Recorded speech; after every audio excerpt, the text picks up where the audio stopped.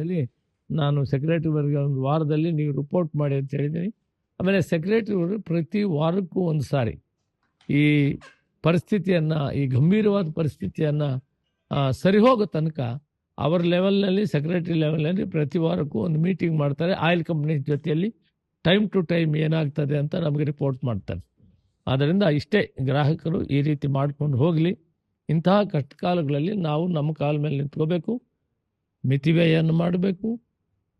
ಇದನ್ನು ಮಾಡೋದ್ರ ಮುಖಾಂತರ ನಾವು ಸರ್ಕಾರಕ್ಕೂ ಪ್ರಾಬ್ಲಮ್ ಆಗಲ್ಲ. ಆಯಿಲ್ ಕಂಪ್ನೀಸು ಅವ್ರ ಕಂಟ್ರೋಲ್ ಏನಿದೆ, ಅವ್ರ ಹತ್ರ ಇದ್ದರೆ ಅವ್ರು ಸಪ್ಲೈ ಮಾಡ್ತಾರೆ.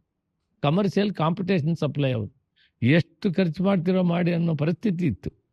ಎಷ್ಟಾದರೂ ಖರ್ಚು ಮಾಡಿ ಕೊಡ್ತೀವಿ ಸಪ್ಲೈ ಅಂತಿತ್ತು. ಇವತ್ತು ಆ ಪರಿಸ್ಥಿತಿ ಇಲ್ಲ.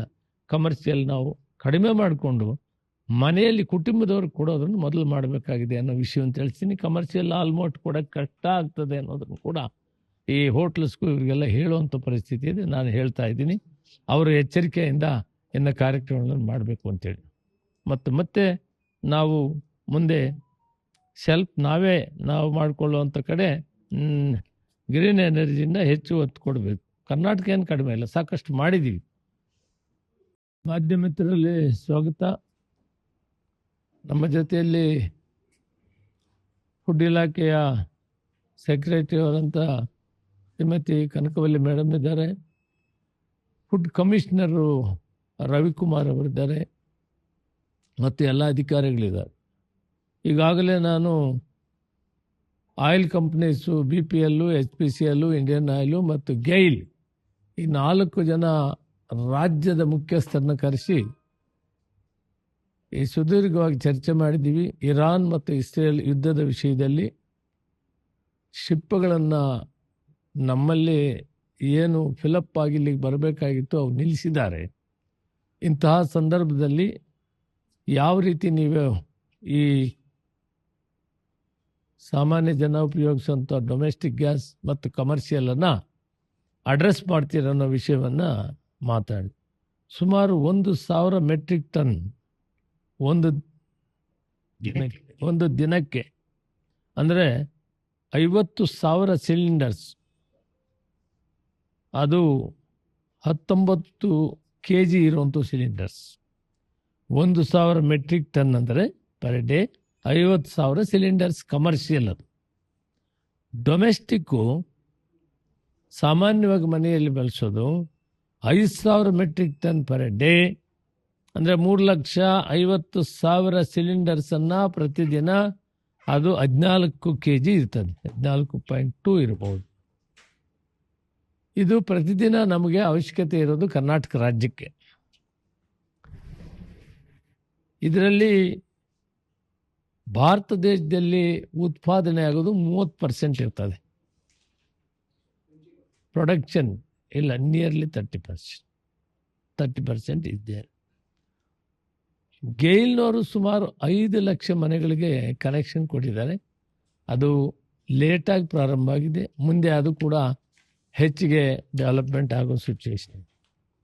ನಮ್ಮಲ್ಲಿ ಏನಾಗಿದೆ, ನಗರಗಳಲ್ಲಿ ಬಿಟ್ಟು ಹಳ್ಳಿಗಳಿಗೂ ಕೂಡ ಎಲ್ಲಿ ನಾವು ಶತಮಾನಗಳಿಂದ ಸೌದೆ ಉಪಯೋಗಿಸಿ ನಾವು ಅಡುಗೆ ಮಾಡ್ಕೊಳ್ತಾ ಇದ್ದೀವಿ, ನೀರು ಕಾಯಿಸ್ತಾ ಇದ್ದೀವಿ, ಎಲ್ಲ ಮಾಡ್ತಾ ಇದ್ದೀವಿ, ಅವರೆಲ್ಲ ಕೂಡ ಈಗ ಈ ಗ್ಯಾಸನ್ನು ಉಪಯೋಗಿಸೋ ಕಡೆ ಹೊರಟೋಗಿದ್ದಾರೆ.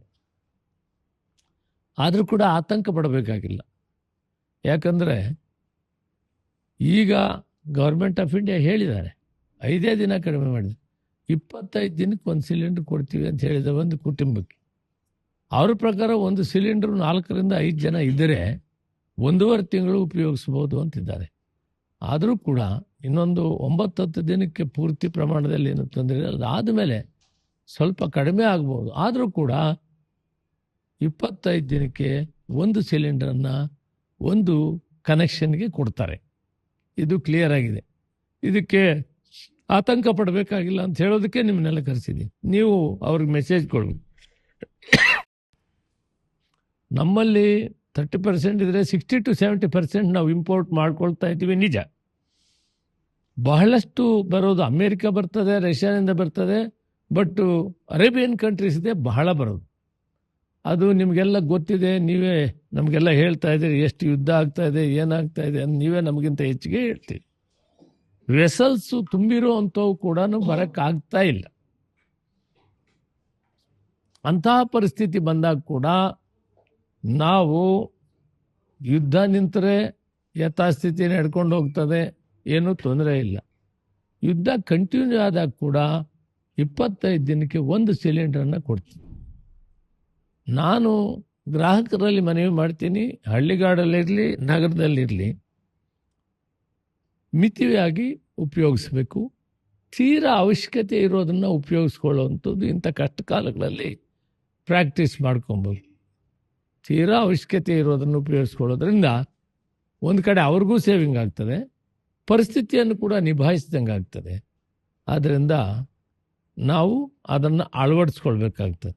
ಅಷ್ಟಾದರೂ ಕೂಡ ಅವರು ಮನೆಗೊಂದು ಸಿಲಿಂಡರ್ ಕೊಡೋದನ್ನು ಕೊಡ್ತೀವಿ ಅನ್ನೋ ಮಾತನ್ನು ಆಶ್ವಾಸನೆ ಕೊಟ್ಟಿದ್ದಾರೆ, ಬಹುತೇಕ ಕೊಡ್ತಾರೆ. ಯಾಕಂದರೆ ನಮ್ಮಲ್ಲಿ 25 to 30% ಪ್ರೊಡಕ್ಷನ್ ಇರೋದ್ರಿಂದ ತೀರಾ ನಿಂತೋಗುವಂಥ ಪರಿಸ್ಥಿತಿ ಏನಿಲ್ಲ. ನಾವು ಕೂಡ ಇಂತಹ ಸಂದರ್ಭಗಳಲ್ಲಿ ಜಾಣತನದಿಂದ ಎಷ್ಟು ಕಡಿಮೆ ಮಾಡೋಕ್ಕೆ ಉಪಯೋಗಿಸೋಕ್ಕಾಗುತ್ತೆ ಅಷ್ಟು ಮಾಡಿದ್ರೆ ಒಳ್ಳೆಯದು ಅಂತ ಸರ್ಕಾರದ ವತಿಯಿಂದ ನಾನು ಹೇಳ್ತೀನಿ. ಮತ್ತು ಆತಂಕಪಟ್ಟು ಹೆಚ್ಚು ಸಿಲಿಂಡರ್ನ ಬುಕ್ ಮಾಡುವಂಥದ್ದು ಇವೆಲ್ಲ ಮಾಡಿದರೆ ಕೊಡೋಕ್ಕಾಗೋದಿಲ್ಲ. ಅವರು ನೀವು ಯಾವಾಗೂ ಉಪಯೋಗಿಸೋಕ್ಕಿಂತ ಕಡಿಮೆ ಸ್ವಲ್ಪ ಉಪಯೋಗಿಸೋಣ, ಸೇವಿಂಗ್ಸ್ ಮಾಡೋಣ ಅನ್ನೋ ದೃಷ್ಟಿಕೋನದಲ್ಲಿ ಇಂತಹ ಸಂದರ್ಭದಲ್ಲಿ ಸರ್ಕಾರದ ಜೊತೆ ಮತ್ತು ಆಯಿಲ್ ಕಂಪನಿಗಳ ಜೊತೆಯಲ್ಲಿ ಸಹಕರಿಸಬೇಕಂತ ಸಾರ್ವಜನಿಕರಲ್ಲಿ, ಗ್ರಾಹಕರಲ್ಲಿ ನಾನು ಮನವಿ ಮಾಡ್ತೀನಿ. ಆಗ ನಾನು SLC ಓದ್ತಿದ್ದಂಥ ಕಾಲ ಒಂದು ಘೋಷಣೆ ಮಾಡಿದರು. ಇದು ಇದು ಮೆಕ್ಕೆಜೋಳ ತರ್ತಾ ಇದ್ರು, ಅಲ್ಲಿಂದ ಸಪ್ಲೈ ಮಾಡ್ತಾ ಇದ್ರು. ನಾವು ಜೋಳ ಕುಡ್ದಿದ್ರೆ ಆಮೇಲೆ ಇದು ಇಂಡಿಯಾವರೆಗೂ ಊಟನೇ ಇಲ್ಲ ಅಂತಂದ್ರು. ಅವರಿಗೆ ತೀಕ್ಷ್ಣವಾಗಿ ಮನಸ್ಸಿಗೆ ನೋವಾದಾಗ ಒಂದು ಮಾತನ್ನು ಹೇಳಿ, ನಾವೊಂದು ಕೆಲಸ ಮಾಡೋಣ, ಸೋಮವಾರ ಒಂದು ದಿನ ಒಂದೊತ್ತು ಊಟ ಬಿಟ್ಬಿಡೋಣ, ಒಂದು ದಿನ ಒಂದು ವಾರದಲ್ಲಿ ಒಂದೊತ್ತು ಊಟ ಬಿಡೋಣ, ನಮಗೆ ಅವರು ಇದು ಮೆಕ್ಕೆಜೋಳ ಬೇಕಾಗಲ್ಲ, ನಾವು ಜೀವನ ಮಾಡ್ಕೊಳ್ತೀವಿ. ವಿದ್ಯುತ್ ಶಕ್ತಿ ಅಭಾವ.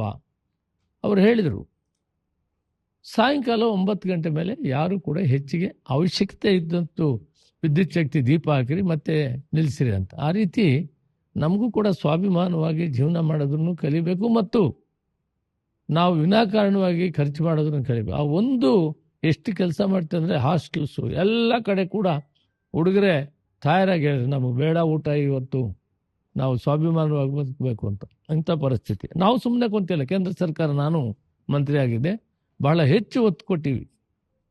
ಏನು ನಮ್ಮ ಸೋಲಾರ್ ಗ್ರೀನ್ ಎನರ್ಜಿಯನ್ನು ಹೆಚ್ಚು ಮಾಡಬೇಕು ಅನ್ನೋದಕ್ಕೆ ಸಾಕಷ್ಟು ಬೇಸಿಕ್ಕಾಗಿ ಯಾವುದೇ ಸರ್ಕಾರ ಇರಲಿ ಅದಕ್ಕೆ ಹೆಚ್ಚು ಒತ್ತು ಕೊಟ್ಟಿದ್ದಾರೆ. ಯಾಕಂದರೆ ನಾವು ನಮ್ಮ ಕಾಲ ಮೇಲೆ ನಿಂತ್ಕೊಬೇಕಾಗ್ತದೆ. ಯಾವ ಕಾಲದಲ್ಲಿ ಕೂಡ ಹೊರದೇಶಗಳ ಮೇಲೆ ಡಿಪೆಂಡ್ ಆಗೋಕ್ಕಾಗಲ್ಲ. ಗಾಂಧೀಜಿಯವರು ಅದನ್ನೇ ಹೇಳಿದ್ರು, ನಾವು ಯಾವತ್ತೂ ಕೂಡ ಅವಲಂಬನೆ ಆಗಬಾರ್ದು, ಸ್ವಾಭಿಮಾನಿಗಳಾಗಿ ತಮ್ಮ ಕಾಲ ಮೇಲೆ ತಾವು ನಿಂತು ಜೀವನ ಮಾಡಬೇಕು. ಬಟ್ ದೇಶದಲ್ಲಿ ಜನಸಂಖ್ಯೆ ಜಾಸ್ತಿ ಆಗ್ತಾ, ಕನ್ಸಂಪ್ಷನ್ ಜಾಸ್ತಿ ಆಗ್ತಾ, ಇವತ್ತು ನಾವು 35 ಕೋಟಿ ಜನ ಇತ್ತು 1945, 46, 47 ಒಳಗಡೆ. ಇವತ್ತು 150 ಕೋಟಿ ಹಾಕಿದ್ದೀವಿ. ಎಲ್ಲ ಇದು ಉತ್ಪಾದನೆಯೂ ಆಗಿದೆ. ಉತ್ಪಾದನೆ ಸುಧಾರಿಸಿದ್ವಿ. ಎಕ್ಸೆಪ್ಟ್ ಆಯಿಲ್ ಪ್ರಾಡಕ್ಟ್ಸ್ ಬಿಟ್ಟರೆ ಭಾರತ ದೇಶ ಫುಡ್ ಗ್ರೈನ್ಸಲ್ಲಿ ನಾವು 2 ವರ್ಷಕ್ಕಿಂತ ಹೆಚ್ಚಿಗೆ ಬಫರ್ ಸ್ಟಾಕ್ ಇದೆ ಮತ್ತು ಎಕ್ಸ್ಪೋರ್ಟ್ ಮಾಡ್ತಾ ಇದ್ದೀವಿ. ಮತ್ತು ಸ್ಪೈಸಸ್ ಎಕ್ಸ್ಪೋರ್ಟ್ ಮಾಡ್ತಾ ಇದ್ದೀವಿ. ರೈಸು, ವೀಟು, ಶುಗರು ಎಕ್ಸ್ಪೋರ್ಟ್ ಮಾಡ್ತಾ ಇದ್ದೀವಿ. ನಾವು ಕೇಪಬಲ್ ಆಗಿದ್ದೀವಿ, ಡೆವಲಪ್ಮೆಂಟ್ ಮಾಡಿದ್ದೀವಿ. ಬಟ್ ನಮ್ಮಲ್ಲಿ ಸೋರ್ಸಸ್ಸು ಆಯಿಲ್ ಪ್ರೊಡಕ್ಷನ್ಸನ್ನು ಕಡಿಮೆ ಇದೆ. ಇದು ತಮಗೆಲ್ಲ ಗೊತ್ತಿರಲಿ ಅಂತ ಹೇಳ್ತೀನಿ. ಯಾಕಂದ್ರೆ ನಾನು ಕೇಂದ್ರ ಸರ್ಕಾರದಲ್ಲಿ ಕೆಲಸ ಮಾಡಿದ್ಮೇಲೆ ಪರಿಸ್ಥಿತಿ ಏನಿರುತ್ತೆ, ಅದಕ್ಕೆ ನಮ್ಮ ಸರ್ಕಾರ ಇದ್ದಾಗಲಿ ಈಗಿರೋ ಸರ್ಕಾರ ಆಗಲಿ will go for the green energy ಅಂತೇಳಿ ಮಾಡಿದ್ದಾರೆ. ಗ್ರೀನ್ ಎನರ್ಜಿಯಲ್ಲಿ ನಾವು ಹೈಡ್ರೋ ಎಲೆಕ್ಟ್ರಿಕ್ ಪ್ರಾಜೆಕ್ಟ್ ಆಗ್ಬೋದು, ಆಮೇಲೆ ಸೋಲಾರ್ ಪ್ರಾಜೆಕ್ಟ್ಸ್ ಆಗ್ಬೋದು. ಇದನ್ನು ಅದರಲ್ಲಿ ಕರ್ನಾಟಕ ರಾಜ್ಯದಲ್ಲಿ ಬಹಳಷ್ಟು ಹೆಚ್ಚಿಗೆ ಸೋಲಾರ್ ಪ್ರಾಜೆಕ್ಟ್ಸ್ ಕೂಡ ಮಾಡಿದ್ದೀವಿ ನಾವು. ಆದರೆ ಗ್ಯಾಸ್ಗೆ ಅವಲಂಬನೆ ಮಾಡಿ ನಾವು ಅಳವಡಿಸ್ಕೊಂಡ್ಬಿಟ್ಟಿದ್ದೀವಲ್ಲ, ಇದರ ಒಟ್ಟು ಕಷ್ಟ ಆಗಿದೆ. ಆದ್ದರಿಂದ ನಾವು ಇವತ್ತಿನಿಂದ ಇದನ್ನು ಕೂಡ ಅರ್ಥ ಮಾಡ್ಕೋಬೇಕಾಗ್ತದೆ. ನಾವು ಕೂಡ ಈಗ ಇದರಿಂದ ಒಂದು ಹೊಸ ಪಾಠ ಕಲಿತು ಆಯಿತು. ಇವತ್ತಾದರೂ ಇಂಥ ಕಷ್ಟ ಬಂದಾಗ ದೇಶ ನಮ್ಮ ಕಾಲ ಮೇಲೆ ನಾವು ನಿಂತಬೇಕು. ಅವಲಂಬನೆ ಇರಬೇಕಂದ್ರೆ ಇವತ್ತು ನಾವು ಗ್ರೀನ್ ಎನರ್ಜಿಯನ್ನು ನಮಗೆ ಎಷ್ಟು ಬೇಕಾಗ್ತದೆ ಅಷ್ಟು ಮಾಡೋ ಪ್ರಯತ್ನವನ್ನು ಶೀಘ್ರವಾಗಿ ಮಾಡಬೇಕು. ರಾಜ್ಯನೂ ಮಾಡಬೇಕು, ರಾಷ್ಟ್ರನೂ ಮಾಡಬೇಕು. ಅದರ ಮುಖಾಂತರ ನಾವು ಇದೊಂದರಲ್ಲಿ ಕೂಡ ನಾವು ಇಕ್ಕಟ್ಟಿನಲ್ಲಿದ್ದೀವಿ. ಮಿಕ್ಕಿದ್ದೆಲ್ಲದರಲ್ಲಿ ಸೈನ್ಸ್ ಆ್ಯಂಡ್ ಟೆಕ್ನಾಲಜಿ ಆಗ್ಬೋದು, ಆ ಫುಡ್ ಗ್ರೈನ್ಸ್ ಪ್ರೊಡಕ್ಷನ್ನಲ್ಲಿ ಆಗ್ಬೋದು, ಇಂಜಿನಿಯರಿಂಗ್ ಡಿವಿಷನ್ನಲ್ಲಿ ಆಗಲಿ, ಎಲ್ಲದರಲ್ಲಿ ಕೂಡ ನಾವು ಸರಿಯಾಗಿ ಮುಂದೆ ಸಾಗಿದ್ದೀವಿ. ಅದಕ್ಕೆ ನಾನು ಗ್ರಾಹಕರಲ್ಲಿ ಮತ್ತೊಮ್ಮೆ ಮನವಿ ಮಾಡ್ತೀನಿ, ಮಿತಿ ವ್ಯಯ ಮಾಡಿ, ಆತಂಕ ಬೇಡ. 25 ದಿನಕ್ಕೆ ನಿಮಗೆ 1 ತಿಂಗಳೊಳಗಡೆ 1 ಕ್ಯಾಲೆಂಡರ್ ಗ್ಯಾರಂಟಿ ಬರ್ತದೆ. ಅನುಸರಿಸ್ಕೊಳ್ಳಿ 2 ದಿನ ಯುದ್ಧ ಇರೋದರಿಂದ. ಅದಾದಮೇಲೆ ಸಮಾವಾಗಿ ನಡ್ಕೊಳ್ಳೋಕೆ ಯುದ್ಧ ನಡೀತಾ ಇದ್ರೂ ಕೂಡ ನಿಮ್ಗೆ 1 ಸಿಲಿಂಡರ್ ಅಂತೂ ಕೊಡ್ತೀವಿ ಅಂತ ಹೇಳ್ಬಿಟ್ಟು ಆಶ್ವಾಸನೆ ಕಂಪನೀಸ್ ಕೊಟ್ಟಿದ್ದಾರೆ. ಕಮರ್ಷಿಯಲ್ಲು ಸ್ವಲ್ಪ ಕಷ್ಟ ಆಗ್ತದೆ. ಹೋಟ್ಲ್ ಮಾಲೀಕರು, ಬೇರೆ ಬೇರೆ ಕಲ್ಯಾಣ ಮಬ್ಬಗಳಲ್ಲಿ ಕೆಲಸ ಮಾಡೋರಿಗೆ ಸ್ವಲ್ಪ ಕಷ್ಟ ಆಗ್ತದೆ. ಯಾಕಂದರೆ ನಾವೀಗ ಮನೆಯಲ್ಲಿ ಅಡುಗೆ ಮಾಡೋರಿಗೆ ಫಸ್ಟ್ ಪ್ರಯಾರಿಟಿ ಕೊಡಬೇಕಾಗ್ತದೆ. ಮನೆ ಅಡುಗೆ ಮಾಡೋರ್ದು ಆದಮೇಲೆ ಬೇರೆ ಅದಕ್ಕೆ ಪ್ರಯಾರಿಟಿ ಆಗ್ತದೆ. ಅದರ ಈ ಸಂದಿಗ್ಧ ಪರಿಸ್ಥಿತಿಯಲ್ಲಿ ಅವರು ಸಹಕರಿಸಬೇಕಾಗ್ತದೆ. ಕಮರ್ಷಿಯಲ್